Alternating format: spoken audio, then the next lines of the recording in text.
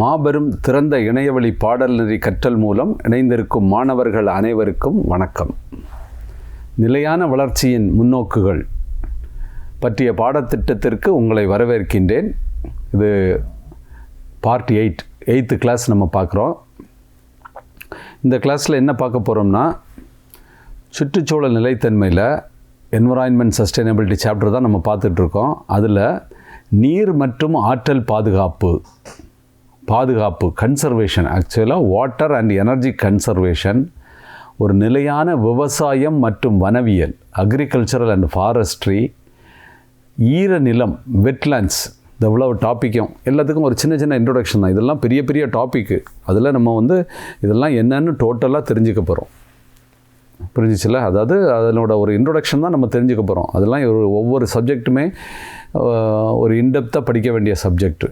Water and energy conservation and நிலையான விவசாயம் மற்றும் வனவியல், அக்ரிகல்ச்சரல் அண்டு ஃபாரஸ்ட்ரி, வெட்லேண்ட். நீர் மற்றும் எரிசக்தி பாதுகாப்புனா என்னன்னு பார்ப்போம். பாதுகாப்புங்கிறது நான் கன்சர்வேஷன்னு சொல்கிறது தான். வாட்டர் அண்ட் எரிசக்தி கன்சர்வேஷன். இப்போ நம்ம சென்ற வகுப்பில் நம்ம ரினியூவபிள் எனர்ஜியை பற்றி படித்தோம். ரினியூவபிள் எனர்ஜியை யூஸ் பண்ணியாச்சுன்னா நம்ம என்ன சொன்னேன், அதாவது மாசுபடாது, என்விரான்மெண்ட்லாம் கெடாது, அந்த எனர்ஜி எப்போதும் கிடச்சிக்கிட்டே இருக்கும்னு சொன்னேன். ஆனால் எப்படியோ கிடச்சா கூட அதில் ஒரு சின்ன எந்த ஒரு ஆக்ஷன் நடந்தால் கூட அந்த ஆக்ஷன்லேருந்து ஒரு ரியாக்ஷனில் நமக்கு ஒரு இடைஞ்சல் இருக்கும். ஸோ அந்த ஆக்ஷனையே குறைச்சாச்சுன்னா என்ன ஆகும், நம்ம அந்த இடைஞ்சல் வர்றது கம்மியாயிடும். புரியுதில்ல? ஒரு every action has some reaction. அந்த ரியாக்ஷன்னால் என்விரான்மெண்ட்டு மாசுபடத்தான் செய்யும். அந்த மாசுபடுறதுனோட விகிதத்தை தான், அதாவது அதனோட அளவை தான் நம்ம குறைக்க முடியுமே தவிர மாசுபடாமல் பண்ண முடியாது. இப்போ ரினியூவபிள் சோர்ஸஸை பண்ணுறப்போ கூட நம்ம அதனோட மாசுபடுத்துகிறோம். அப்போ மாசுபடுறதை ரொம்ப கம்மி பண்ணால் என்ன பண்ணணும், நம்ம நீர், வாட்டர் எனர்ஜி எல்லாம் யூஸ் பண்ணுற அளவையே குறைக்கணும். அதுதான் கன்சர்வேஷன். எப்படி கன்சர்வேஷன் பண்ண முடியுங்கிறத பற்றி நம்ம கொஞ்சம் நேரம் பார்க்கலாம். அதாவது தற்போதைய மற்றும் எதிர்கால சந்ததியினருக்கு ஆதரவளிக்க காலப்போக்கில் சுற்றுச்சூழல் வளங்கள் மற்றும் சுற்றுச்சூழல் செயல்பாடுகளை பராமரிக்கும் திறன். அதில் பராமரிக்கும் திறன், அதை எப்படி பராமரிக்கணும்னு சுற்றுச்சூழல், பொருளாதாரம், சமூகம் எல்லாத்தையும் மைண்டில் வச்சுக்கிட்டு தான் அதை பார்க்கணும். அப்போது வளங்கள் குறைதல், காலநிலை மாற்றம், இழிவுங்கிறது மாசுபடுதலில் தான் இழிவுன்னு போட்டிருக்கு. மாசுபடுதல், ஆற்றல் பாதுகாப்பின்மை, இந்த மாதிரிலாம் எல்லாத்துக்கும் ஒரு முக்கியத்துவம் கொடுத்தோம்னா நம்ம கன்சியூம் பண்ணுறதையே குறைக்கணும். கன்சியூம் பண்ணுறதை குறைக்கிறது எப்படி முடியும்? இப்போ ஒரு லைட்டு இங்கே லைட்டு கிடைக்குது. நான் இப்போ இங்கே இருந்துக்கிட்டு இருக்கிறேன், பேசிக்கிட்டு இருக்கிறேன். இந்த ரூமில் லைட்டு போட்டிருக்கிறாங்க. இந்த லைட்டு இப்போ கொஞ்ச நாளைக்கு முன்னாடி, எவ்வளோ நாளைக்கு முன்னாடி, இப்போ எலக்ட்ரிசிட்டியை எடிசன் கண்டுபிடிச்ச உடனே அவர் இந்த குண்டு பல்பு மாதிரி தான் ஒன்று வந்தது. அப்போ அதில் எலக்ட்ரிசிட்டியை லைட் எனர்ஜியை மாற்றுறதுக்கு 1.5% தான் மாறும். அதுக்கு பிறகு தான் நம்ம நிறைய வேறு இந்த ஒயிட் ஃப்ளூரசன் லேம்பு வந்தது. ஃப்ளூரசன் லேம்பில் ஃப்ளோரோஃப்ளூரசன் லேம்புன்னு வந்தது. அதுக்கு பிறகு இப்போ எல்இடி லேம்புன்னு வந்திருக்கு. ஸோ இப்போ அதனோட ஒவ்வொரு லைட், அதில் உள்ள டெக்னாலஜி இம்ப்ரூவ் ஆக அதனோட எஃபிஷியன்சி இம்ப்ரூவ் ஆகுது.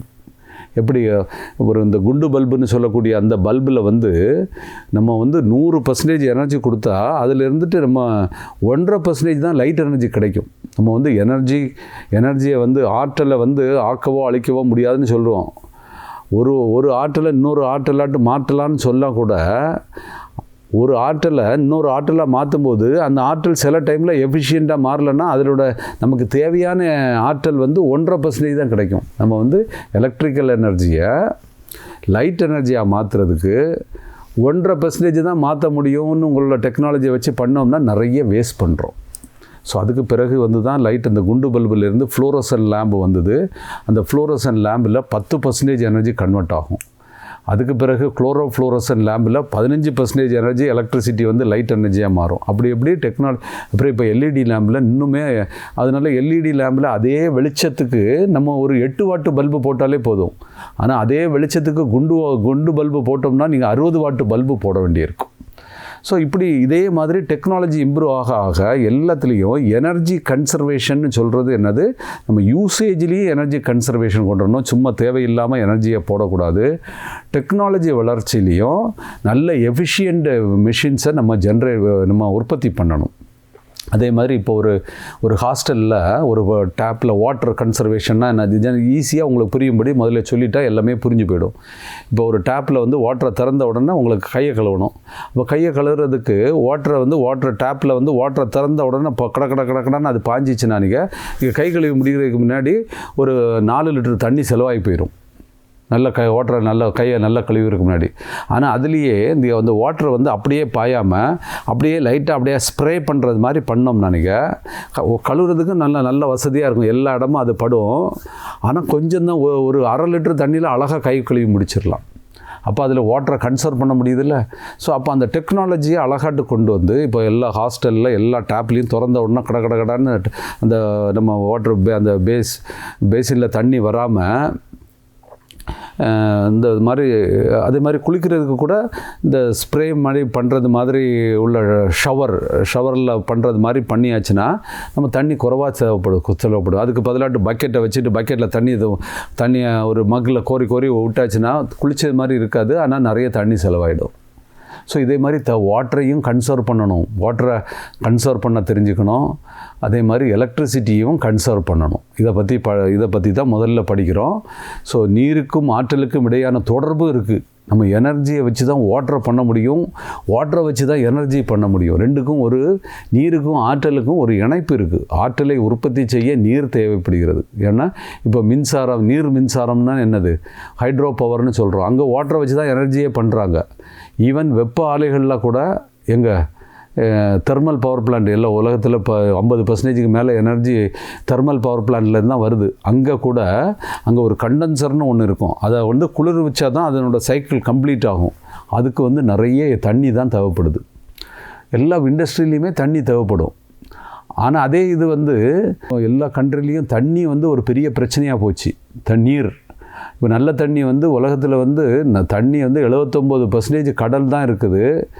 அந்த நிலம் இருக்கிற இடத்துல கூட மொத்தமாட்டு நமக்கு கிடைக்கக்கூடிய நல்ல வாட்டர் பார்த்தோம்னா 0.1% ஏரியாவில் தான் நல்ல வாட்டர் இருக்குது. அதனால நிறைய ஏரியாக்களில் என்ன பண்ணுறாங்க, கடல் நீரை தான் திருப்பி நல்ல தண்ணியாக மாற்றி யூஸ் பண்ணுறாங்க. இப்போ கல்ஃப் கண்ட்ரீஸ்லாம் போயாச்சுன்னா அவங்களுக்கு தண்ணி கிடைக்கிறதுக்கு தண்ணியை கடல் தண்ணியை நல்ல தண்ணியாக சுத்திகரித்து தான் பண்ணுறாங்க. இப்போ இந்த தமிழ்நாட்டில் கூட நான் சின்ன வயசுலலாம் இருக்கும்போது தண்ணியை யாரும் விலை கொடுத்து வாங்குவாங்கன்னு நினச்சே பார்க்கல. நான் ஒரு 30 வயசில் ஜெர்மனிக்கு போகும்போது அங்கே தண்ணியை நான் பாட்டிலில் வாங்கணும்னு நினச்ச உடனே கஷ்டமாக இருந்தது. ஆனால் அதுக்கு பிறகு அங்கே 2 வருஷம் கழிச்சிட்டு இந்தியாவுக்கு அதே மாதிரி இங்கே கடைகளில் கூட தண்ணியை விற்க ஆரம்பிச்சிட்டாங்க. இப்போ தண்ணியை நம்ம டீசாலினேஷன் ப்ராசஸில் தான் நம்ம நல்ல வாட்டர் நிறைய இடத்துல நமக்கு லேக்கில் உள்ள வாட்டர்லாம் பத்த மாட்டுக்கு நம்ம டீசாலினேஷன் நம்மளும் பண்ண ஆரம்பிச்சிட்டோம். இந்தியாவில் கூட பண்ணுறோம். ஸோ அதுக்கு என்ன தேவைப்படுது, எனர்ஜி தான் தேவைப்படுது. ஸோ நீரும் எனர்ஜிக்கும் வாட்டரை ப்ரொடியூஸ் பண்ணுறதுக்கு எனர்ஜி தேவை, எனர்ஜியை ப்ரொடியூஸ் பண்ணுறதுக்கு வாட்டர் தேவை. அது ரெண்டையும் கன்சர்வ் பண்ண வேண்டியது நம்மளோட பொறுப்பு. ஒரு துறையில் செயல்திறன் மற்றொரு துறையில் சேமிப்புக்கு வழிவகுக்கிறது. சேமிப்பு வேணும். அந்த சேமிப்புக்கு என்ன பண்ணணும், நம்ம கன்சர்வேட்டிவாட்டு யூஸ் பண்ணணும். அதை நம்ம பார்த்து யூஸ் பண்ணணும். அது நம்ம நம்மள்கிட்ட நிறைய பணம் இருக்குதுன்னு சொல்லிவிட்டு நம்ம செலவு பண்ணக்கூடாது. அது நாட்டுக்கு நம்ம என்விரான்மெண்ட்டுக்கு டேமேஜ் பண்ணுறோம். ஒருத்தர் லேவிஷாக வாழ்கிறேன்னு சொல்லிட்டு வீட்டில் 10 லைட்டையும் 10 ஃபேனையும் போட்டுக்கிட்டு ஏசியையும் போட்டுக்கிட்டு அவர் ஒரே ஒரு கார்னரில் இருக்கக்கூடாது. ஸோ அதை கன்சர்வேட்டிவாக யூஸ் பண்ணணும். உப்பு நீக்கம் ஆற்றல் மிகுந்தது. அதாவது டீசாலினேஷனை தான் உப்பு நீக்கம்னு சொல்கிறாங்க. மாறாக நீர்மின் அணைகளுக்கு கணிசமான நீர் தேவைப்படுகிறது. ஸோ வாட்டர் வந்து எனர்ஜியை டிபெண்ட் பண்ணியிருக்கு. வாட்டர் ப்ரொடியூஸ் பண்ணால் எனர்ஜி தேவை, எனர்ஜியை ப்ரொடியூஸ் பண்ணால் வாட்டர் தேவை. ஸோ நீர் பாதுகாப்பு கருத்துகள் மற்றும் உத்திகள், நன்னீர் ஆதாரங்கள். ஸோ நீரை வந்து பாதுகாக்க வேண்டியது நம்மளோட பொறுப்பு. இப்போ வந்து நல்ல ரிவர்லாம் நல்லா குடிக்கிற தண்ணியாட்டு இருக்கும், அதெல்லாம் சர்ஃபஸ் வாட்டர், ஆறுகள் ஏரிகள்லாம்.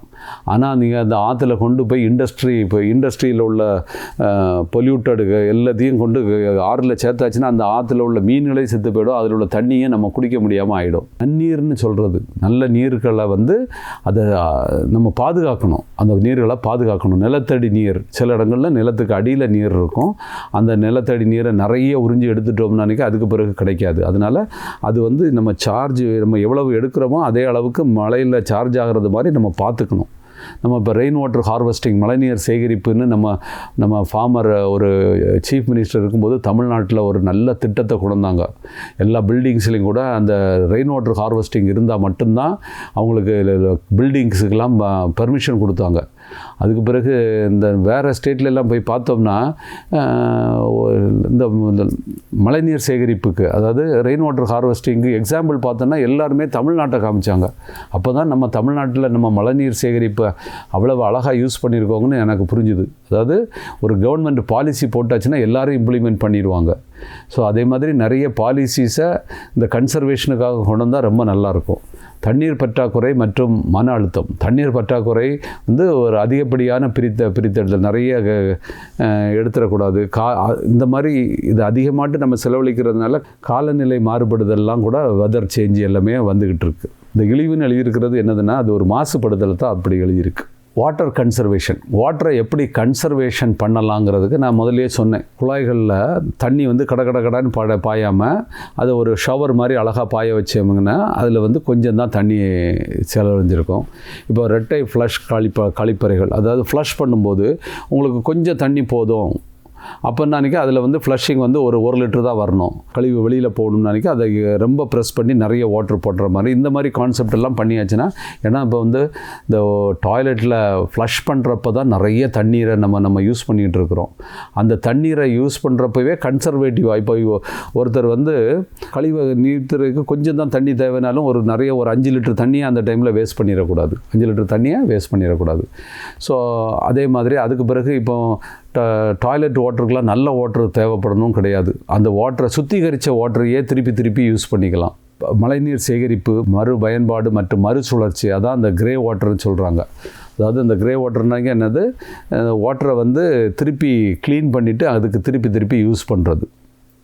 இந்த நீர் வடிப்பகுதி மேனேஜ்மெண்ட்டுங்கிறது அது ஒரு இம்பார்ட்டன்ட். வாட்டர் மேனேஜ்மெண்ட்டும் ரொம்ப இம்பார்ட்டன்ட். வாட்டர் ரிசோர்ஸ், அண்ணா யூனிவர்சிட்டியில் தான் வாட்டருக்காக water resources, centre for water ரிசோர்ஸஸ்னு ஒரு சென்டரையே 40 வருஷத்துக்கு முன்னாடியே இந்தியாவில் ஆரம்பிச்சிருக்கிறோம். நீர் மேலாண்மையில் நிறைய ரிசர்ச்சு, நிறைய கான்ட்ரிபியூஷன் அண்ணா பல்கலைக்கழகம் பண்ணியிருக்கு. விவசாய முறைகள், சொட்டு நீர், இப்போ வந்து சொட்டாட்டு நீர் அதுக்கு அது மாதிரி பண்ணியாச்சுன்னா, இப்போ ஒரு செடிக்கு தண்ணி வேணும்னானிக்க தண்ணியை நிறைய பாய்ச்சறதுக்கு பதிலாட்டு கரெக்டாக அதனோட வேருக்கு பக்கத்தில் சொட்டாட்டு தண்ணியை விட்டாச்சுன்னா அதுக்கு போதும். ஸோ அப்போ வந்து நிறைய தண்ணீரை வேஸ்ட் பண்ணாமல் பண்ணிக்கலாம். ஸோ இதே மாதிரி அக்ரிகல்ச்சரில் கூட நிறைய வாட்டரை கன்சர்வ் பண்ண முடியும். திட்டமிடல், நீர்ப்பாசனம், மண்ணின் ஈரப்பதத்தின் அடிப்படையில் வேளாண் காடுகள், அக்ரிகல்ச்சரல் ஃபாரஸ்ட், இது எல்லாத்தையுமே எல்லா இடத்துலையுமே தண்ணியை கன்சர்வேட்டிவாக யூஸ் பண்ணுறதுக்கு எப்படின்னு நம்ம தெரிஞ்சுக்கிட்டால் நிறைய சேவ் பண்ணலாம். எனர்ஜியும் அதே மாதிரி பார்க்கணும். ஸோ அடுத்தது ஆற்றல் பாதுகாப்பு பற்றி முதல்ல சொன்னது வந்து வாட்டரை எப்படி பாதுகாப்பது. அதுக்கு முன்னாடி நம்ம வாட்டருக்கும் எனர்ஜிக்கும் ஒரு நெக்ஸஸ் இருக்குது. வாட்டரும் எனர்ஜியும் கனெக்டடு. எனர்ஜி ப்ரொடியூஸ் பண்ணுறதுக்கு வாட்டர் தேவை, வாட்டர் ப்ரொடியூஸ் பண்ணுறதுக்கு எனர்ஜி தேவை. ஸோ ஆற்றலின் வடிவங்கள்னு பார்த்தோம்னானிக்க நம்ம ஆல்ரெடி இப்போ தான் பார்த்தோம், அதை போன கிளாஸில் தான் பார்த்தோம். நிலக்கரி, எண்ணெய், இயற்கை எரிவாயு, புதுப்பிக்கத்தக்கதில் பார்த்தோம்னா சூரியன், காற்று, பயோமாஸ், ஹைட்ரஜன் எனர்ஜிலாம் பார்த்தோம். இதை யூஸ் பண்ணுறது ஒன்று, அதாவது புதுப்பிக்கக்கூடிய எனர்ஜியை யூஸ் பண்ணுறது ஒன்று. ஆனால் இப்போ எரிசக்தி இன்னும் கொஞ்சம் காலத்துக்கு நம்ம புதுப்பிக்க முடியாத நிலக்கரி, எண்ணெய், இயற்கை எரிவாயுலாம் நம்ம யூஸ் பண்ண தான் போகிறோம். ஏன்னா அந்த பவர் பிளான்ட்லாம் இன்னும் இருந்துக்கிட்டு இருக்குது. இன்னும் கண்டிப்பாக ஒரு 40 வருஷத்துக்காவது நம்ம நிலக்கரி, எண்ணெயெல்லாம் யூஸ் பண்ணிட்டு தான் இருப்போம். அப்போ அந்த டைமில் அந்த எனர்ஜியை யூஸ் பண்ணுறதுனால என்வரான்மெண்ட்லாம் மாசுபட்டுக்கிட்டு தான் இருக்குது. அப்போ அதை கன்சர்வேட்டிவாக எனர்ஜியை யூஸ் பண்ணணுங்கிறது தான் நம்மளோட இது. எரிசக்தி வினைத்திறன் மற்றும் பாதுகாப்பு செயல்திறன், அதன் சேவைக்கு குறைந்த ஆற்றலை பயன்படுத்துதல். அதாவது இப்போ நான் அதான் எக்ஸாம்பிள் சொன்னேன், எல்இடி லைட்ஸுக்கு சொன்னேன்ல ஒரு எக்ஸாம்பிள். அதாவது எல்இடி லைட்ஸை யூஸ் பண்ணியாச்சுன்னா நீங்கள் இப்போ ஒரு இடத்துல வந்து நீங்கள் டியூப் லைட்ஸ் இருந்துனாங்க, அதை மாற்றிட்டு எல்இடி லைட்டு போட்டாச்சுன்னா என்ன ஆகும்? அதே வெளிச்சம் வரும், ஆனால் அதுக்கு தேவையான எனர்ஜி வந்து குறைவாக தேவைப்படும். அது தள்ளி தேவையற்ற பயன்பாட்டை குறைத்தல். ஒரு பெரிய ஹாலில் ஒரு ஸ்டூடெண்ட்ஸு காலேஜில் ஒரு கிளாஸ் ரூமில் இருக்காங்க, கிளாஸ் ரூம்லேருந்து வெளியில் போகும்போது எல்லா ரூமில் உள்ள எல்லா ஃபேனையும் அணைச்சிட்டு போனால் நல்லது. அது பாட்டுக்கு அவங்க ரெஸ்பான்சிபிலிட்டி இல்லைன்னு போயிடக்கூடாது. ஸோ அது மாதிரி வீட்லேயும் நம்ம ஒர்க் பண்ணுற ஆஃபீஸஸ்லேயும் பயன்பாட்டை குறைக்கிறதுனா எப்படி? நமக்கு தேவைப்படுறப்ப ஒரு ரூமில் ஒரு சைடில் இருப்போம், அந்த சைடில் மட்டும் உள்ள ஃபேனை போட்டால் போதும், 4 ஃபேனும் சுற்றிக்கிட்டு இருக்கக்கூடாது. ஸோ அது மாதிரி ஒரு பயன்பாட்டை குறைக்கிறது தான் கன்சர்வேஷன். தொழில்நுட்ப அணுகுமுறைகள், ஸ்மார்ட் கட்டடங்கள் மற்றும் மீட்டர்கள் எல்லாமே ஸ்மார்ட்டாக பண்ணியாச்சுன்னா ஆட்டோமேட்டிக்.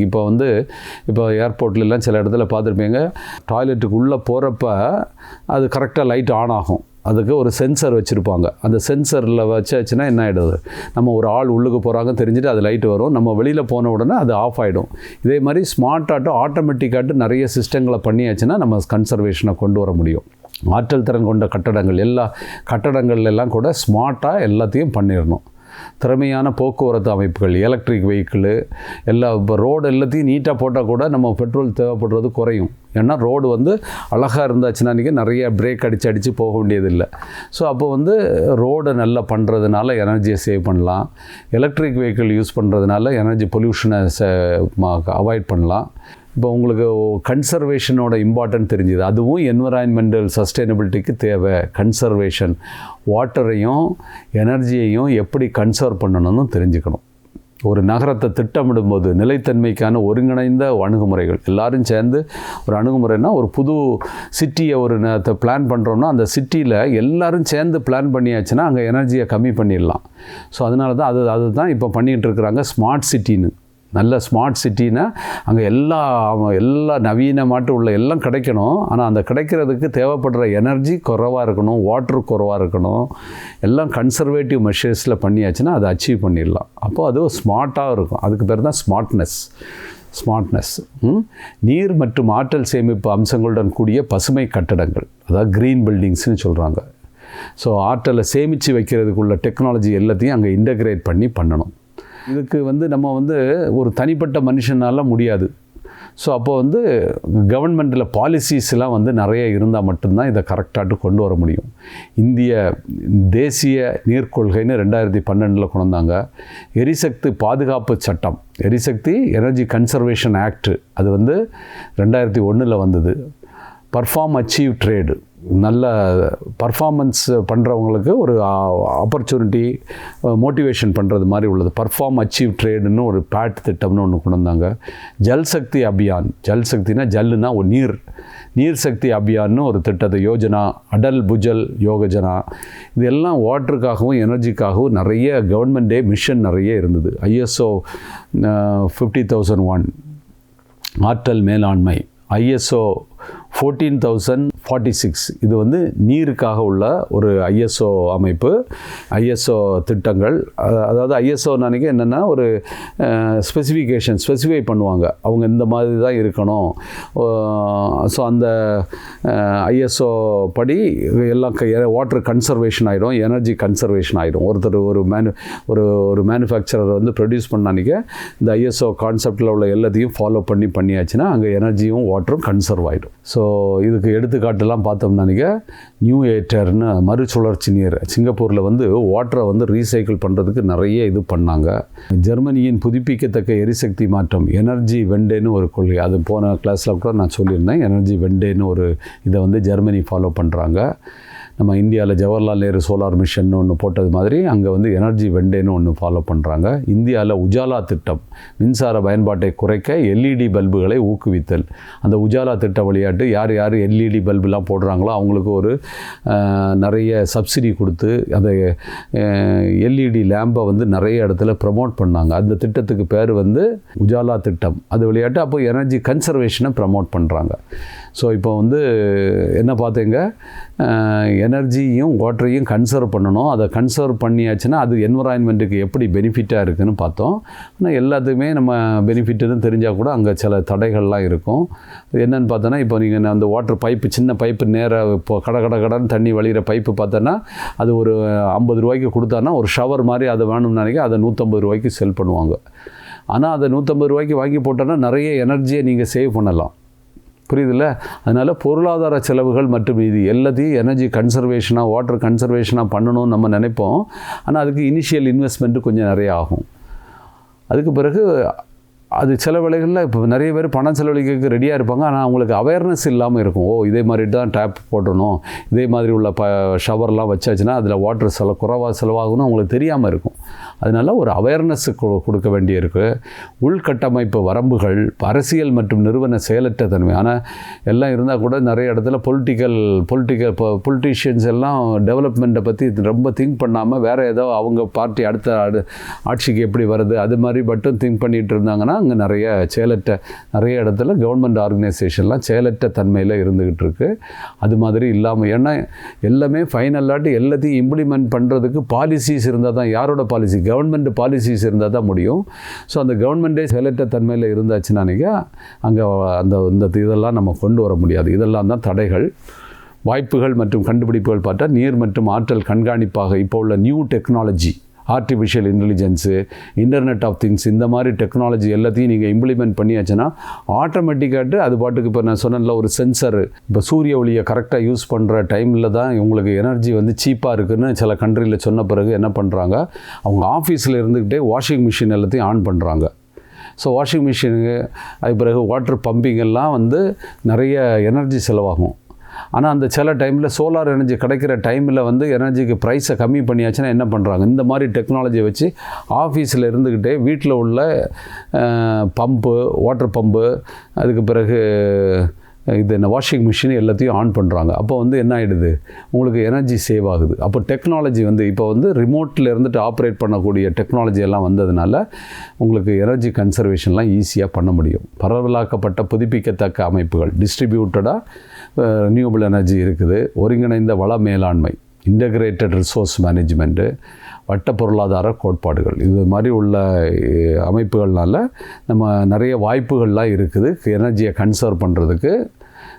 சஸ்டைனபிலிட்டி இண்டிகேட்டர்ஸ்னு பார்த்தோம்னா நிலநீர், பச்சை க்ரீன் வாட்டர்னு சொல்கிறது என்னது, நம்ம ரெயின் வாட்டரை எப்படி ஹார்வெஸ்ட் பண்ணுறது. சாம்பல் நீர்னா கிரே வாட்டரை அதாவது ஒன்ஸு கழிவான நீரை திருப்பி சுத்திகரித்து நம்ம டாய்லெட் யூஸுக்கு நிறைய யூஸுக்கெலாம் ரீயூஸ் பண்ணிகிட்டே இருக்கிறது தான் கிரே வாட்டர்னு சொல்லுவாங்க. ஸோ ஆற்றல் தீவிரம், மொத்த உள்நாட்டு உற்பத்தியில் ஒரு அலகுக்கு பயன்படுத்தப்படும் ஆற்றல். அதாவது ஒரு ஏதோ ஒன்று ப்ரொடியூஸ் பண்ணுறதுக்கு எவ்வளவு எனர்ஜி ஆகுதுன்னு அதை குறைக்கிறதுக்கு உள்ள வழிகளை பண்ணணும். அப்போ தான் நம்ம எனர்ஜி கன்சர்வேஷன் பண்ண முடியும். அதே மாதிரி லைஃப் சைக்கிள் அசஸ்மெண்ட், ஒரு பொருளை உற்பத்தி பண்ணுறோன்னா அது எவ்வளவு அதுக்கு அந்த பொருளை உற்பத்தி பண்ணுறதுக்கு மொத்தமாட்டு அது தொட்டில் முதல் கல்லறை வரைன்னு சொல்லுவாங்க. அதாவது அது உற்பத்தி பண்ண ஆரம்பித்ததுலேருந்து அது பொருளை பாழா போகிறது வரைக்கும் உள்ள கல்லறைனானே அது யூஸ் இல்லாமல் போகிறது வரைக்கும் உள்ள எல்லா எனர்ஜி எவ்வளவு ஆகுது, அப்படி அதுக்கு எவ்வளவு எனர்ஜி ஸ்பெண்ட் பண்ணோன்னு பார்க்குறதுக்கு தான் லைஃப் சைக்கிள் அசஸ்மெண்ட்டுன்னு சொல்லுவோம். ஸோ இந்த மொத்தமாட்டு இப்போ ஒரு பொருளை இன்வெஸ்ட்மெண்ட்டுக்கு மட்டும் எவ்வளோ எனர்ஜி ஆகுதுன்னு, அதாவது அதை ப்ரொடியூஸ் பண்ணுறதுக்கு மட்டும்னு பார்க்கக்கூடாது. அது லைஃப் சைக்கிள், அது செலவெல்லாம் நல்லா அது எனர்ஜி குறைவாக ப்ரொடியூஸ் பண்ணிருக்கு, ஆனால் ஒரு 6 மாதத்தில் அது போயிடும். ஆனால் இன்னொரு பொருள் அது 6 வருஷம் வருதுன்னு நினைக்க அதுக்கு லைஃப் சைக்கிள் அதிகம். ஸோ அந்த லைஃப் சைக்கிள் அசஸ்மெண்ட் எல்லாம் பொருட்களுக்கு பார்த்தோம்னா தான் அதுதான் சஸ்டைனபிள் இண்டிகேட்டர்.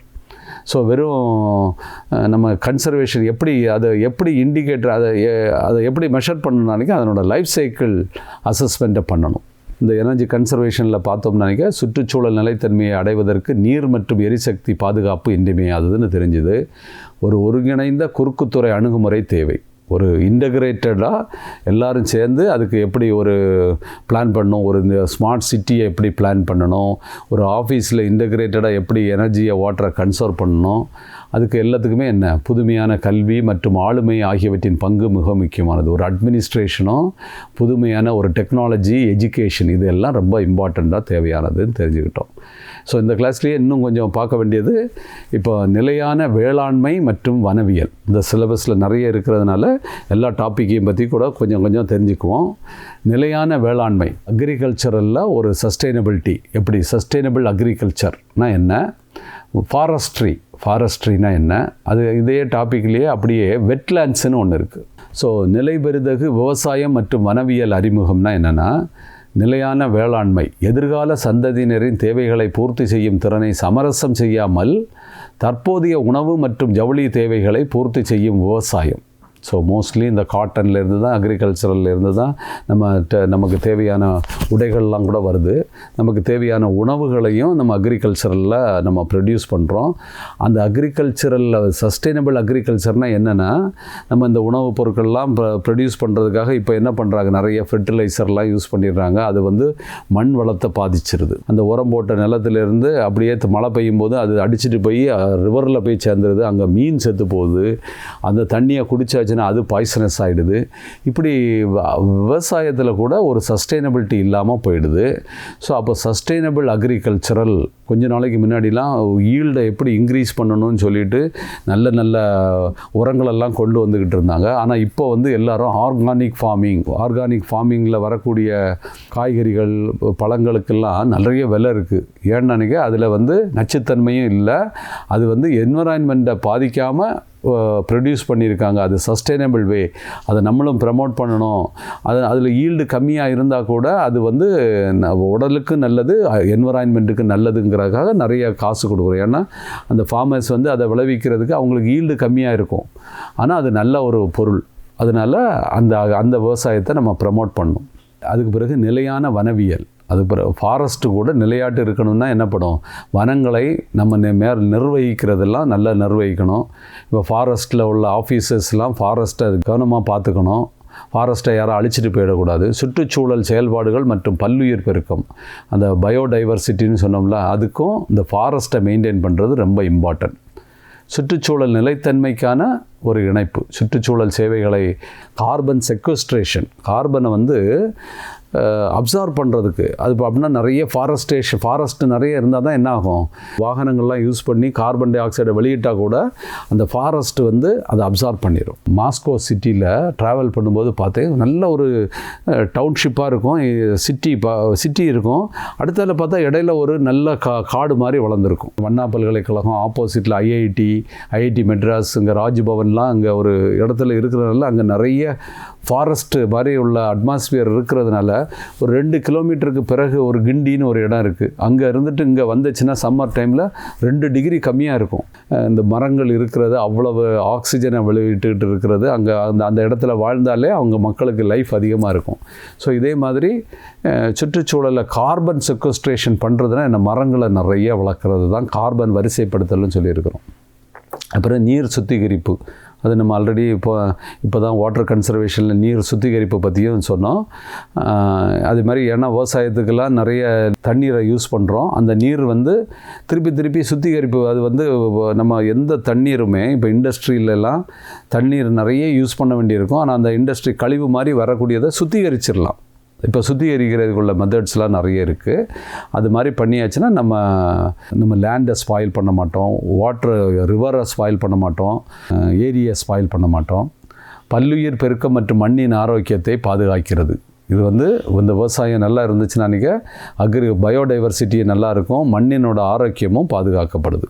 ஸோ நீடித்த வேளாண்மையின் முக்கிய கோட்பாடுகள்னு பார்த்தோம்னா இயற்கை வளங்களை பாதுகாக்கல் தான். அதில் மண், நீர், பல்லுயிர் பெருக்கம் எல்லாம் இருக்கும். அதுக்கு பிறகு பயிர் சுழற்சி, வேளாண் காடுகள், இயற்கை விவசாயம், ஒருங்கிணைந்த பூச்சி மேலாண்மை, உழவு மற்றும் மூடுபயிர் சாகுபடியை பாதுகாத்தல். சில டைமில் உழவு கூட நிறைய ஓவராக உழுது போட்டோம்னாக்க அந்த மண் வந்து வளம் குறைஞ்சிருது. விவசாயிகள் வந்து நிலத்தை உழும்போதும் அதிகமாட்டு உழுதா கூட அது மண் வந்து ஸ்பாயில் ஆகிடுது. அது கரெக்டாக உழணும். நீரை சேமிக்கும் நீர்ப்பாசன நுட்பங்கள், சொட்டுப்பாசன, அதாவது இந்த சொட்டு நீர் பாசனம்னு சொல்லுவாங்க, அந்த பாசன வழியாக பண்ணிச்சுன்னா வாட்டர் கன்சர்வேஷன் இருக்கும். ஸோ அக்ரிகல்ச்சரல் நம்ம இப்போ தான் வாட்டர் கன்சர்வேஷன் சொன்னோம், அப்படியே அந்த வாட்டர் கன்சர்வேஷனை எப்படி அக்ரிகல்ச்சரலுக்கு எப்படி யூஸ் பண்ணணும் தான் பார்க்கணும். அவ்வளோதான், அது கனெக்டடு தான். நிலையான வனவியலின் முக்கிய கோட்பாடுகள்னு பார்த்தோம்னா வனவியல் ஃபாரஸ்ட்ரி, தெளிவான வெட்டுக்கு பதிலாக தேர்ந்தெடுக்கப்பட்ட பதிவு, வன மீளுருவாக்கம், நீண்டகால வன திட்டமிடல், சான்றிதழ் அமைப்புகள். ஸோ இதெல்லாம் ஒரு பாலிசி மாதிரி தான் இருக்கும். கவர்மெண்ட்டில் உள்ள ஃபாரஸ்ட் டிபார்ட்மெண்ட்டு தான் இந்த கோட்பாடுகள் எல்லாத்தையும் ஃபாலோ பண்ணியாச்சுன்னா வேளாண் காடு வளர்ப்பு முறைகள் சில இப்போல்லாம் நம்ம வேளாண் முறையிலேயே காடுகளை அது என்ன மிக்கி ஃபாரஸ்ட்டு சொல்லுவாங்க, அந்த மாதிரி ஃபாரஸ்ட் எல்லாத்தையும் நம்ம சிட்டிலேயே கொண்டு வரலாம். ஸோ அதே மாதிரி வேளாண் காடு வளர்ப்பு முறைகள்லாம் கொண்டு வந்தாச்சுன்னா அது கார்பன் செக்வஸ்ட்ரேஷனுக்கு ரொம்ப ஹெல்ப் பண்ணும். சமூக அடிப்படையிலான வன மேலாண்மை, வன நிலப்பரப்பு மறுசீரமைப்பு. இப்போ நிறைய இடத்துல காடுகளை அப்படியே அழித்து அதை மக்களுக்கு யூஸ் பண்ணுற மாதிரிலாம் சில இடங்கள்லாம் மாறி இருக்குது. அப்படியெல்லாம் இல்லாமல் வன நிலப்பரப்பு மறுசீரமைப்பு, அது எதெல்லாம் வன நிலமாக இருந்ததோ அதை வன நிலமாட்டே பாதுகாக்கிறது ரொம்ப தேவை. தீ மேலாண்மை மற்றும் ஊடுருவல் இனங்கள் கட்டுப்பாடு. அது பிறகு ஃபாரஸ்ட் இருந்தாச்சுன்னா அங்கே ஃபாரஸ்ட்டு ஃபயர்லாம் ஆகிறதுக்கு ரொம்ப டேஞ்சரஸ். இப்போ நிறைய யூஎஸ்லலாம் பெரிய பெரிய லேண்ட், அது ஏதோ ஒரு இடத்துல காட்டில் தீ பிடிச்சாச்சுன்னா அது பாட்டுக்கு ஒரு 100 கிலோமீட்டருக்கு தீ பிடிச்சிரும். ஸோ அப்போ அந்த ஃபயர் மேனேஜ்மெண்ட் ரொம்ப இம்பார்ட்டன்ட் ஃபாரஸ்ட்டில். ஏன்னா நல்ல சம்மர் டைமில் ஏதோ ஒரு ரீசனால் 2 மரங்கள் அப்படியே உரசும்போது தீ பிடிச்சிரும். ஸோ அப்போ ஃபாரஸ்ட் ஃபுல்லாக எரிய ஆரம்பிச்சாச்சுன்னா ஒரு நல்ல எரிஞ்ச பிறகு தான் அந்த நாட்டுக்கே தெரியும் அங்கே தீ எரியுது. அப்போ அதுக்கு பிறகு ஃபயர் சர்வீஸ்லாம் போனால் கூட அதை கண்ட்ரோல் பண்ணுறதுக்கு, இப்போ ரீசெண்டாக நீங்கள் யூஎஸில் ஒரு பெரிய ஃபாரஸ்ட் ஃபயர் நடந்தது வெஸ்ட் கோஸ்ட்டு பக்கத்தில். அது இப்போ ஈவன் அங்கே நிறைய மக்கள் இருக்கிற இடம் வரைக்கும் கூட வந்துடுச்சு அந்த காட்டு தீ ஸோ ஊடுருவல் இனங்கள் கட்டுப்பாடு. ஒரு எக்கோசிஸ்டம் மெயின்டைன் பண்ணுறதுக்கு அங்கே ஏற்கனவே என்னெல்லாம் இருந்ததோ அது எல்லாம் இருக்கணும். அது இல்லாமல் இன்னொரு இனம் அங்கே வந்துடுச்சுன்னா கூட அது அங்கே இருக்கிற எல்லாத்தையும் வேறு ஒரு மிருகங்கள் ஒரு காட்டில் வந்துடுச்சுன்னா அங்கே உள்ள எல்லாத்தையும் அழிச்சிடுச்சுன்னா அது அந்த ஃபாரஸ்டினோட எக்காலஜிக்கல் மெயின்டெனன்ஸ் இருக்காது. அதனால் அதை பாதுகாக்கக்கூடியது கூட நம்மளோட கடமை. பாரம்பரிய வேளாண்மை மற்றும் வனவியலின் சுற்றுச்சூழல் தாக்கங்கள், எதிர்மறை தாக்கங்கள்னு பார்த்தோம்னா மண் சீரழிவு, அரிப்பு மற்றும் பாலைவனமாதல், ஃபாரஸ்டேஷன் ஆகிடும், அதாவது டெசர்ட்டிஃபிகேஷன் ஆகிடும். அதாவது பெரிய மழை வந்துச்சுன்னா அதை அரிச்சிட்டு போகுதுன்னு அதை அரிக்காமல் இருக்கிறதுக்கு என்ன பண்ணணும்னு பார்க்கணும். ரொம்ப அரிப்பு வந்துடுச்சுனாக்கி மரங்கள் எல்லாம் விழுந்துடும். டெசர்ட் ஆகிடக்கூடாது. காடு அழிப்பு மற்றும் வாழ்விட இழப்பு, காடு அழிச்சுக்கிறது அதனால் அங்கே காடுகள் இருந்தால் தான் வேறு ஒரு எக்காலஜிக்கல் சிஸ்டம் மெயின்டைன் ஆகும். அது வாழ்வதற்கு கூட அந்த காடும் இருக்கணும். ஸோ நீர் மாசுபாடு, கால்நடைகள், செயற்கை உரங்கள் ஆகியவற்றிலிருந்து க்ரீன் ஹவுஸ் கேஸஸ், இந்த மாதிரி கேஸஸ் வெளியேற்றங்கள் இருக்கும். பயோடைவர்சிட்டி லாஸஸ், இதெல்லாம் தான் ஃபாரஸ்ட் மேனேஜ்மெண்ட் சரியாக இல்லாமல் இருக்கிறதுனால உள்ள எதிர்மறை தாக்கங்கள். ஸோ அதை தெரிஞ்சுக்கிட்டால் தான் நம்ம கரெக்டாக அதை ஃபாலோ பண்ணுவோம். ஒரு நிலையான வழக்கம்னா என்னென்னு பார்த்தோம்னானிக்க வேளாண் காடுகளை ப்ரமோட் பண்ணுறது. அதனால சுற்றுச்சூழலுக்கு என்னென்ன நன்மைன்னு பார்த்தோம்னா பல்லுயிர் பெருக்கம் இருக்கும், மண்ணின் ஆரோக்கியம் மேம்படும், கார்பன் செக்வஸ்ட்ரேஷன் நடக்கும், இயற்கை விவசாயம், உழவு குறைக்கப்பட்ட உழவு தான் நம்ம உழவு ஓவராக பண்ணிடக்கூடாது, அது கூட மண் வளத்தை குறைச்சிருது. கலப்பு பயிர் சாகுபடி, ஒரு பயிரை ஒரு பயிருக்கு எப்போதும் ஒரே பயிரை விட்டால் பயிரை சாகுபடி பண்ணாலும் மண் வளம் குறைஞ்சிருங்கிறாங்க. அதனால் கலப்பு பயிர் சாகுபடி இதெல்லாம் பண்ணியாச்சுன்னா ஒரு சஸ்டெயினபிள் டெவலப்மெண்ட் இருக்கும், சுற்றுச்சூழலுக்கு நன்மை கிடைக்கும். ஸோ சர்வதேச லெவலில் இந்த சஸ்டெயினபிள் அக்ரிகல்ச்சருக்கும் ஃபாரஸ்ட்ரிக்குமாக நிறைய ரெகுலேஷன்ஸ்லாம் இருக்குது. அதில் எஸ்டிஜி கோலில் கூட எஸ்டிஜி கோல் 2 என்னதுனாக்க பட்டினியை முடிவுக்கு கொண்டு வருதல்.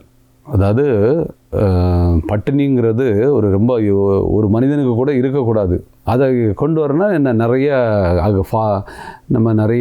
அக்ரிகல்ச்சரல் ரெவல்யூஷன் இருக்கணும். ஆனால் சஸ்டெயினபிள் வேலை இருந்தாச்சுன்னா யாருக்கும் ஒரு பட்டினின்னு ஒன்று வராது. உணவு பாதுகாப்பை அடைதல், உணவு செக்யூரிட்டி, எல்லாருக்கும் ஃபுட் செக்யூரிட்டி எல்லா மனிதனுக்கும் இருக்கணுங்கிறது தான் அதனோட நோக்கு. அதே மாதிரி இலக்கு 15ல் என்ன சொல்கிறாங்க, காடு பற்றி. இலக்கு 2ல் வந்து பட்டினி இருக்கக்கூடாதுன்னு சொல்கிறது வந்து அது ஒரு அக்ரிகல்ச்சரல் டெவலப் பண்ணுறதுக்காக சொல்கிறது. எஸ்டிஜி கோல் வந்து 15ல் சொல்கிறது காடுகளை நிலையான முறையில் நிர்வகித்தல், ஃபாரஸ்ட்ரி மேனேஜ்மெண்ட்டை பற்றி சொல்கிறாங்க. அதனால் பாலைவனமாதெல்லாம் இந்த தடுக்கப்படும். ஸோ கார்பன் செக்வஸ்ட்ரேஷன் நல்லபடியாக இருக்கும். ஸோ இந்தியாவில் கூட தேசிய வேளாண் வனவியல் கொள்கைன்னு 2014 கொண்டு வந்தாங்க. கிருஷி விகாஸ் யோஜனான்னு ஒரு விவசாயத்தை ஊக்குவிக்கிறதுக்காக ஒரு திட்டம் கவர்மெண்ட் ஆஃப் இந்தியாவில் கொண்டு வரப்பட்டது. இன்னும் காடு வளர்ப்பு நிதி மேலாண்மைன்னு ஒன்று கொண்டு வந்தாங்க. இதே மாதிரி சர்வதேச லெவல்லையும் நேஷ்னல் லெவல்லையும் நிறைய திட்டங்கள்லாம் கவர்மெண்ட்டு கொண்டு வருது. இது எல்லாமே சஸ்டெயினபிலிட்டியை ப்ரமோட் பண்ணுறதுக்காக. ஸோ இருந்தாலும் எல்லாத்துக்குமே எப்போதுமே தடைகள் இருக்கிற மாதிரி இதுக்கும் இந்த மாதிரி தடைகள்லாம் இருக்குது. அந்த தடைகளை மீறி நம்ம சஸ்டெயினபிலிட்டியாக கொண்டு வர வேண்டியது நம்மளோட கடமை. ஸோ இது தவிர இதெல்லாம் ஒரு இந்த மாதிரி ஃபாரஸ்ட்ரியிலெல்லாம் சக்ஸஸ்ஃபுல்லாக இருந்தவங்களோட ஒரு திருந்திய நெல் சாகுபடி முறைன்னு ஒன்று கொண்டு வந்தாங்க. இந்தியாலேயும் மடகாஸ்கார்லேயும் இதனால் ஈல்டு வந்து ரொம்ப அதிகமாட்டு வந்தது. நெல் சாகுபடியில் ஒரு பெரிய புதுமையை கொண்டு வந்தாங்க. இதெல்லாம் வேறு வேறு கண்ட்ரியில் கொண்டு வந்த திட்டங்கள். நம்ம இன்னும் ஒரு சின்ன டாப்பிக்கையும் பார்த்துறதுனால ஃபாஸ்ட்டாக பார்ப்போம். அதாவது ரம்சார் கான்செப்ட்னு சொல்கிறது. அதாவது இது என்னதுன்னா வெட்லேண்டு ப்ரொடெக்ஷன், வெட்லேண்டு ப்ரிசர்வேஷன் இப்போது நிறைய இடத்துல பேசுகிறாங்க. அக்ரிகல்ச்சரல் லேண்டு வேறு, ஃபாரஸ்ட் லேண்டு வேறு, வெட்லேண்டுன்னு இருக்கிறது வேறு. வெட்லேண்டுனா என்னன்னு ஃபஸ்ட்டு தெரிஞ்சுக்கணும். வெட்லேண்டுன்னு நினைக்க நிறைய இடங்களில் ஒரு மாதிரி அது லேக் மாதிரியே இருக்காது, ஆனால் நிறைய தண்ணி கட்டி இருக்கும். அந்த இடத்துல தண்ணி வந்து இயர் ஃபுல்லாட்டு, வருஷம் ஃபுல்லாட்டு அங்கே தண்ணி அப்படியே கட்டி கட்டி நிற்கும். அதில் சில இடங்களில் புல் மாதிரி வளரும், சில இடங்களில் சில மரங்களே நிறைய வளர்ந்துருக்கும். அதுக்கு தண்ணி நிறைய இருக்கிறதுனால ஒரு மாதிரி அங்கே க்ரீனரியாட்டு இருக்கும். தண்ணி கட்டி இருக்கிறது மட்டும் இல்லை, ஒரு பேக் வாட்டர்ஸ் ரிவர், இந்த பேக் வாட்டர் வரக்கூடிய இடங்களில் கூட அந்த பேக் வாட்டர் கரைகள்லாம் தமிழ்நாட்டில் பிச்சாவரம் இருக்குது. பிச்சாவரத்துக்கு பக்கத்தில் அப்படியே அழகாட்டு ஒரு பேசேஜ் மாதிரி ரிவர் போகும். அதுக்கு பக்கங்கள்லாம் அழகாக மரங்கள் வளர்ந்துருக்கும். அந்த மாதிரி அது கூட வெட்லேண்டு தான். அந்த மரங்கள்லாம் அழகாக வளர்கிறதுனால அங்கே ஒரு இக்கோசிஸ்டம், ஒரு வாழ்வாதாரம் நல்லா வளரும். அதே மாதிரி நல்ல தண்ணி இருக்கிற இடங்கள்லையும் கூட லேக்கை சுற்றி கூட அதே மாதிரிலாம் வளரும். வெட்லேண்டாட்டே இருக்கும். அது லேக்குக்கு பக்கத்தில் ஒரு 5 கிலோமீட்டருக்கு இல்லை எப்போதும் சின்ன சின்ன இடங்களில் வெட்லேண்டாக இருக்கும். இதுக்கு பேர் தான் இந்த மாதிரி வெட்டாட்டு இருக்கிற லேண்டு. எப்போதுமே வெட்டாட்டு இருக்கிற லேண்டுகள் வந்து அது ஒரு எக்கோசிஸ்டத்தை நல்லா க்ரியேட் பண்ணுது. அது வந்து என்ன மாதிரிலாம் இருக்குன்னு நினைக்க சதுப்பு நிலமாக இருக்கும், ஃபென் லேண்டுப்பாங்க, பீட் லேண்டுன்னுப்பாங்க. அதெல்லாம் ஒரு என்ன இந்த மாதிரி அதில் கொஞ்சம் கொஞ்சம் டிஃப்ரென்ஸ் இருக்கும். ஆனால் மொத்தமாட்டு நீங்கள் தெரிஞ்சுக்க வேண்டியது என்னென்னா, வெட்லேண்டுங்கிறது ஒரு வருஷம் ஃபுல்லாட்டு அங்கே ஈரம் இருந்துக்கிட்டே இருக்கணும். அந்த இருக்கிறதுனால அங்கே மரங்கள், புல் வகைகள், சின்ன சின்ன குறுஞ்செடிகள்லாம் வளரும். அந்த செடிகள்லாம் வளர்ந்தாச்சுன்னா என்னாகும், அது ஒரு ரிவருக்கு கிட்ட வளர்ந்தாச்சுன்னா அந்த அங்கே இருந்துட்டு அது வந்து அந்த ரிவரில் நிறைய ஃபிஷ்ஷஸை நிறைய கொண்டு வரும். ஸோ ஃபிஷ்ஷஸ் இருக்கிறதுனால அதுக்கு பக்கத்தில் மக்கள் வாழ்வாங்க. மக்கள் வாழ்கிறதுனால அவங்களுக்கு ஒரு வாழ்வாதாரம் கிடைக்கும். இது மாதிரி ஸோ அந்த இக்கோசிஸ்டம் கொஞ்சம் மாறிச்சுன்னா என்ன ஆகும், இந்த மக்களுக்கு கஷ்டம் வந்துடும். ஸோ அந்த வெட்லேண்டை ப்ரிசர்வ் பண்ண வேண்டியது நம்மளோட கடமை. நம்ம வந்து இப்போ ஒரு இது கூட ஒரு மார்ஷ் லேண்டுன்னு சொல்லி நம்ம சென்னையில் அது எங்கள் பள்ளிக்கரணைக்கு பக்கத்தில் ஒரு மார்ஷ் லேண்ட் இருக்குது. அதுவும் ஒரு வெட்லேண்டு தான். ஆனால் அந்த வெட்லேண்டை நம்ம வந்து வெட்லேண்டாக இருக்கிறதுனால நம்ம சென்னையில் உள்ள நிறைய வேஸ்ட்டை கொண்டு அங்கே டம்ப் பண்ணுறதுக்காக யூஸ் பண்ணுறோம். அது ஏன்னா அது வேஸ்ட்டை கொண்டு டம்ப் பண்ணியாச்சுன்னா அது ஒரு மாதிரி அதை வந்து அந்த வேஸ்ட் லேண்டில் அது அப்படியே இருக்கிறதுனால அது ரொம்ப அந்த லேண்டு வந்து ஸ்பாயில் ஆகாமல் பார்த்துக்கும். ஆனால் ஓவராக அங்கே கொண்டு போய் டம்ப் பண்ணி இப்போ அந்த வெட்லேண்டையே நம்ம ஸ்பாயில் பண்ணிட்டோம். ஸ்பாயில் பண்ணி இப்போ அந்த மார்ஷ் லேண்டை எப்படி ரிக்கவர் பண்ணுறது, அதை ரிக்கவர் பண்ணுறதுக்கு கவர்மெண்ட் நிறைய ஸ்டெப் எடுக்கிறாங்க.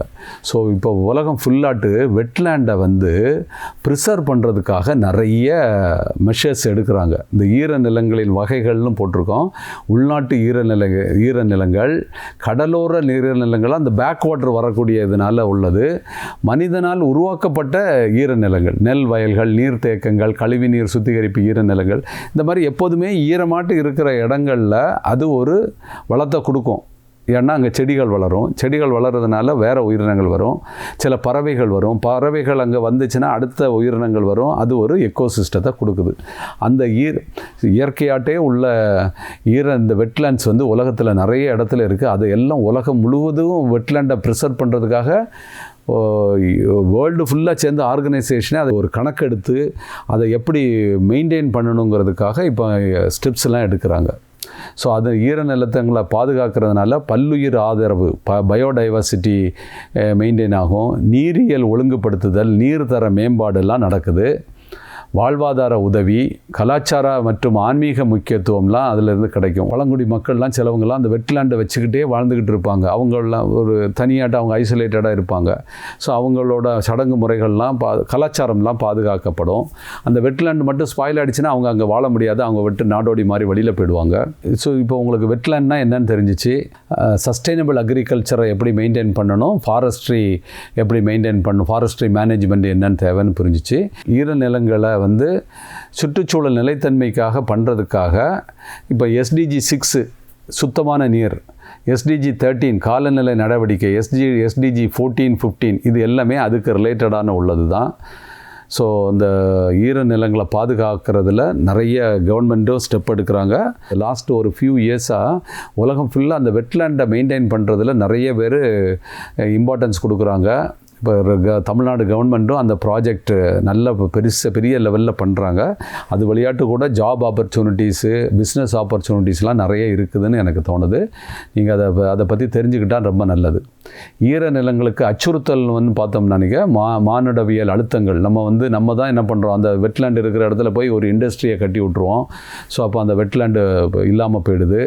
காலநிலை மாற்றம், அந்த உயரும் வெப்பநிலை மாற்றம் இருக்கிறதுனால என்ன ஆகிடுது, அந்த லேண்டு அந்த வாட்டர்லாம் அங்கே இல்லாமல் போகுது. வெப்பநிலை அதிகமாக வாட்டர் எவாப்ரேஷன் ரேட் அதிகமாகும். ஆக்கிரமிப்பு இனங்கள், சில உயிரினங்கள் அங்கே வந்துச்சுன்னா அது மொத்தமாட்டம் அந்த இடத்த மாற்றிடுது. அதனால் உள்ளூர் சுற்றுச்சூழல் அமைப்புகளை மாற்றி அமைத்து உள்ளூர் தாவரங்கள் மற்றும் விலங்கினங்களை விஞ்சுகிறது. அது அந்த ஒரு டைவர்சிட்டி, அங்கே ஒரு பயோடைவர்சிட்டி இருந்துக்கிட்டு இருக்கும்.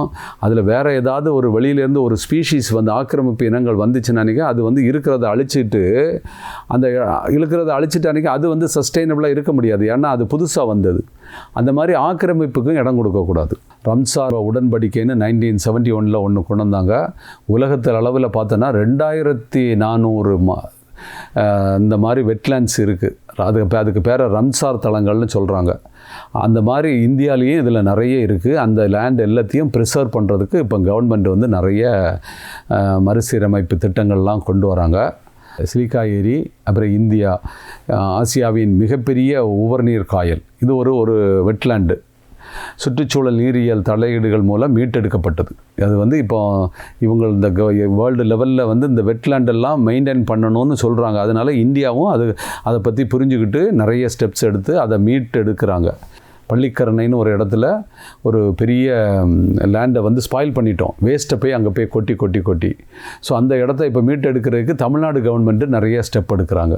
இப்போ அண்ணா யூனிவர்சிட்டி கூட அதில் ஒரு ப்ராஜெக்ட் கன்சல்டன்ட்டாட்டு அதுக்காக ஒர்க் பண்ணுறாங்க. ஸோ நிலைத்தன்மைக்கான ஒரு வெட்லேண்டுனா என்னென்னு தெரிஞ்சுக்கிட்டேங்க. அதை எப்படி மெயின்டைன் பண்ணணும்னு தெரிஞ்சுக்கிட்டேங்க.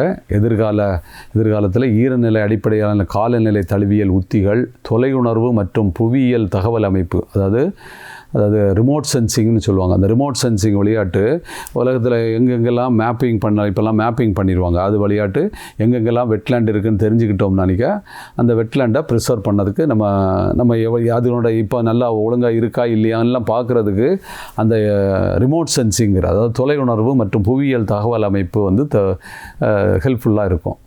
ஸோ பசுமை உள்கட்டமைப்பு, கழிவுநீர் சுத்திகரிப்புக்காக கட்டப்பட்ட ஈரநிலங்களை பயன்படுத்துதல். ஸோ அந்த ஈரநிலங்களை எப்படி பயன்படுத்தணும்னு எல்லோரும் தெரிஞ்சுக்கணும். அது வெட்லேண்டுன்னு டெஃபினிஷன்னா என்ன, இயரில் பெரும்பாலான நாட்களில் அங்கே ஈரமாட்டு இருக்கிற லேண்டுக்கு பேர் தான் வெட்லேண்டு. அப்போ அது எங்கெல்லாம் அது மாதிரி இருக்குதோ அந்த இடத்த பால் அடிச்சிடக்கூடாது. அதனால ஒரு எக்கோசிஸ்டத்தை டெவலப் பண்ண முடியுங்கிறது ஒரு கான்செப்ட். அதாவது உலகத்தில் 2400 பெரிய ஏரியா இதே மாதிரி வெட்லேண்டாக இருக்குது. அதில் இந்தியாவிலேயே நிறைய இடத்துல இருக்குது, தமிழ்நாட்டில் இருக்குது. தமிழ்நாட்டில் ஒரு பெரிய வெட்லேண்டுன்னு சொல்லியாச்சுன்னா பிச்சாவரத்துக்கு பக்கத்தில் பேக் வாட்டர் வரக்கூடிய ஏரியா ஒரு பெரிய வெட்லேண்டு. அந்த வெட்லேண்டுக்கு பக்கத்தில் அதில் வந்து ஏதோ ஒரு மரம் அந்த மரங்களை வந்து பாதுகாத்துட்டு இருந்தாச்சுன்னா அங்கே ஒரு எக்கோ சிஸ்டம் நல்லா இருக்குது. நம்ம இங்கே இந்த மாதிரி நிறைய வெட்லேண்டு தமிழ்நாட்டிலே இருக்குது. இந்த 2400 உலக அளவில் இருக்கிறதுல 100க்கு மேலே வெட்லேண்டு வந்து இந்தியாவில் இருக்குது. அதில் 10க்கு மேலே வெட்லேண்டு தமிழ்நாட்டில் இருக்குது. ஸோ அந்த வெட்லேண்ட் எல்லாத்தையும் ப்ரிசர்வ் பண்ண வேண்டியது நம்மளோட கடமை. சுற்றுச்சூழல் சமநிலை மற்றும் மனித நல்வாழ்வை பராமரிக்க ஈரநிலங்கள் இன்றியமையாதவை. ஸோ உங்களுக்கு வந்து இப்போ என்விரான்மெண்ட் சஸ்டைனபிலிட்டியில் நிறைய கான்செப்ட். ஃபஸ்ட்டு வந்து கிளைமேட் சேஞ்சை பற்றி படித்தோம். கிளைமேட் சேஞ்ச் ஆகுது, அது ஏன் ஆகுதுன்னு பார்த்தோம். அதுக்கு பிறகு பயோடைவர்சிட்டினா என்னன்னு பார்த்தோம். அதுக்கு பிறகு வேஸ்ட் மேனேஜ்மெண்ட்டு தேவை, பொல்யூஷன் அண்ட் வேஸ்ட் மேனேஜ்மெண்ட்டு ரோலை பார்த்தோம். அதுக்கு பிறகு ரினியூவபிள் அண்டு நான் ரினியூவபிள் சோர்ஸஸ்னால் என்ன அதை பார்த்தோம்.